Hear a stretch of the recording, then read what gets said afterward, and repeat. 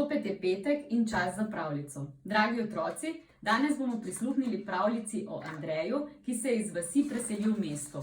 Zelo je potrt in osamljen, vse dokler ne spozna izgubljenega psička Pikija. Vse se zdi lepo in prav, dokler Piki ne začne pogrešati svoj dom. Andrej in Piki.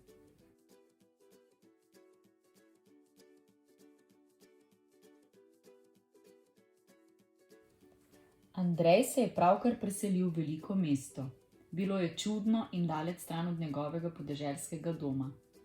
Pogrešam travnike, pogrešam širne poljane, še najbolj pa pogrešam prijatelje.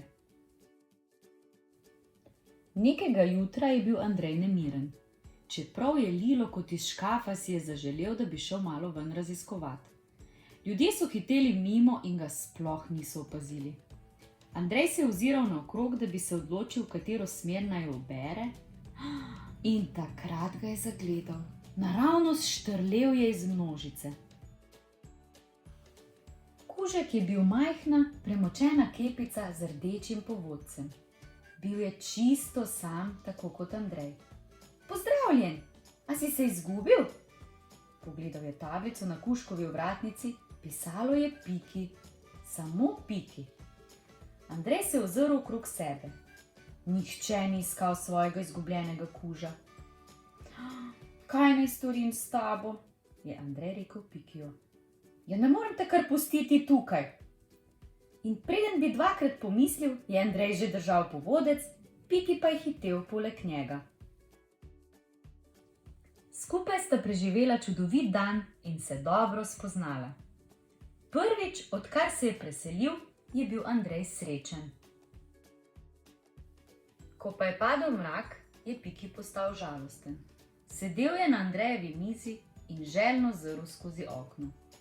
Nekje tam zunaj, med utripajočimi lučkami in deževnimi kapljami, je bil njegov pravi dom.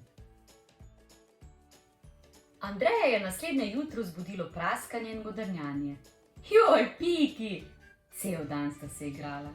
Skrivalnice, žgečkanje, zakoplji piškot, crkljanje, ta je bila njuna najljubša, zalivanje vrta, Zvečer pa je Piki spet postal žalosten.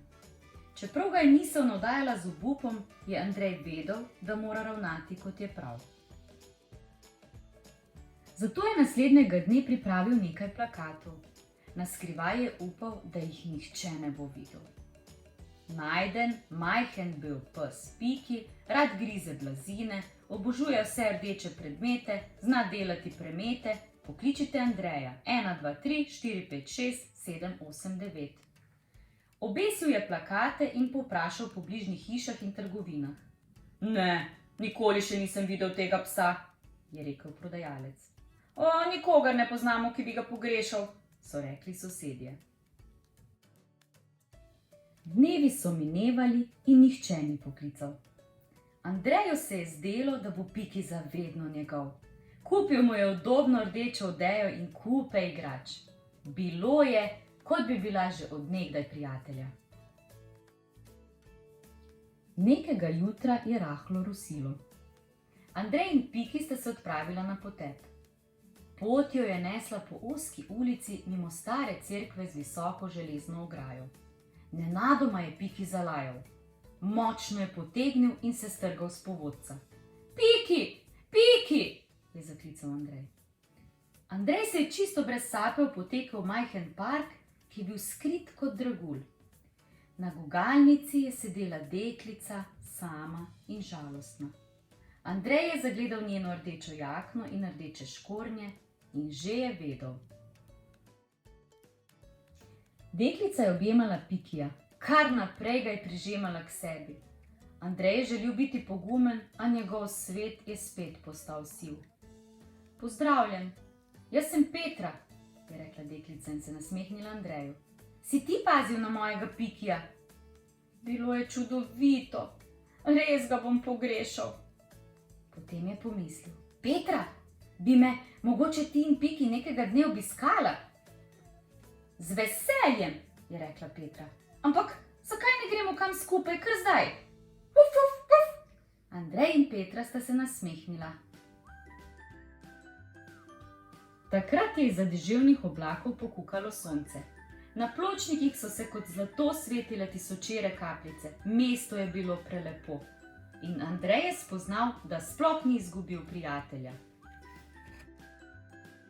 V resnici je našel še prijateljico.